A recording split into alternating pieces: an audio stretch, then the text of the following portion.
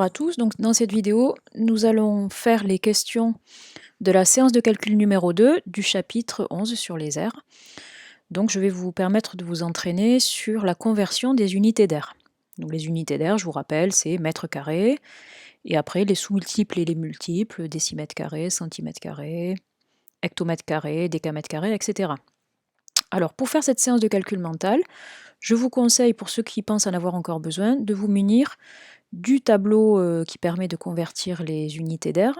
Vous savez, le tableau avec donc mètres carrés, décimètres carrés, etc. Et les colonnes qui sont à nouveau partagées en deux. Alors c'est vrai que quand je le mets là, moi ça se voit pas très bien. Mais attention, surtout n'oubliez pas de repartager en deux chaque colonne. Voilà, ça c'est important. Donc si vous avez besoin du tableau, prenez-le à côté pour travailler avec. Vous pouvez le mettre sur une ardoise par exemple, pour pouvoir effacer au fur et à mesure. Alors, on va voir au travers de l'exemple comment on utilise le tableau, ou bien comment on peut faire aussi en multipliant ou en divisant à chaque fois les unités. Donc 5 mètres carrés, ça s'écrit dans la colonne de droite, toujours, hop, on met toujours l'unité dans la colonne de droite de l'unité de mesure correspondante. Donc 5 mètres carrés, ça s'écrit comme ça. 5 mètres carrés, pour convertir cette mesure en centimètres carrés, il faut rajouter des zéros progressivement dans chaque colonne ici jusqu'à arriver à la colonne de droite des centimètres carrés, etc., etc.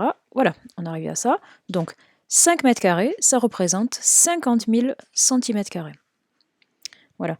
Sinon, qu'est-ce qu'on peut faire? On peut multiplier 2 fois par 100. D'accord? C'est-à-dire que 5 mètres carrés, pour passer en décimètres carrés, il faut multiplier déjà par 100, ça fait 500. Et il faut remultiplier le résultat par 100 pour arriver en centimètres carrés. 100 fois 100, ça fait 10 000. Et c'est pour ça qu'on arrive à 50 000. Alors attendez, ça je vais vous l'écrire, parce qu'à l'oral, c'est pas très clair. Alors, 5 mètres carrés, c'est égal à 100 fois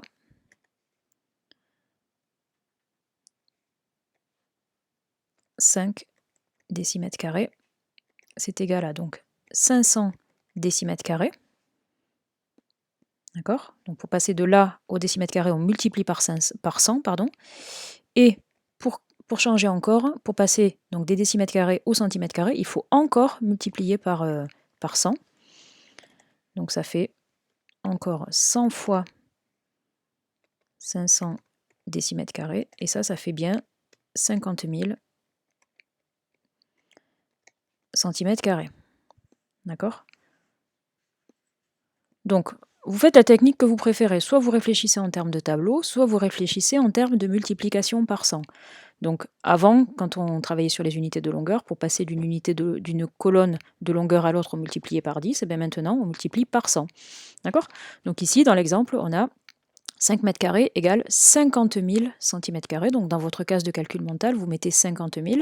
Alors c'est vrai que les cases ne sont peut-être pas toujours suffisamment grandes pour certaines unités de longueur d'unités d'air, parce que certaines sont grandes, où il y a beaucoup de zéros. Donc ça débordera un petit peu, mais c'est pas grave, hein, vous écrivez plus petit ou vous débordez. Pas de problème. Donc préparez votre grille de calcul mental, votre petit tableau si vous en avez besoin. Alors je vais vous donner une bonne durée, donc je mets au moins 45 secondes parce que c'est assez nouveau tout ça, et je sais que certains ont besoin d'un peu plus de temps. Et surtout, profitez-en de faire le calcul mental en vidéo, et profitez-en pour faire pause si vous avez besoin de plus de temps pour chaque question. Comme j'ai déjà dit à l'un de vos camarades en commentaire, l'important n'est pas le temps que vous y passez, l'important c'est de comprendre et d'essayer d'avoir un maximum de réponses justes, même si vous avez besoin de plus de temps. Chacun son rythme. La conversion des unités d'air, c'est quelque chose d'un peu plus difficile que la conversion des unités de longueur.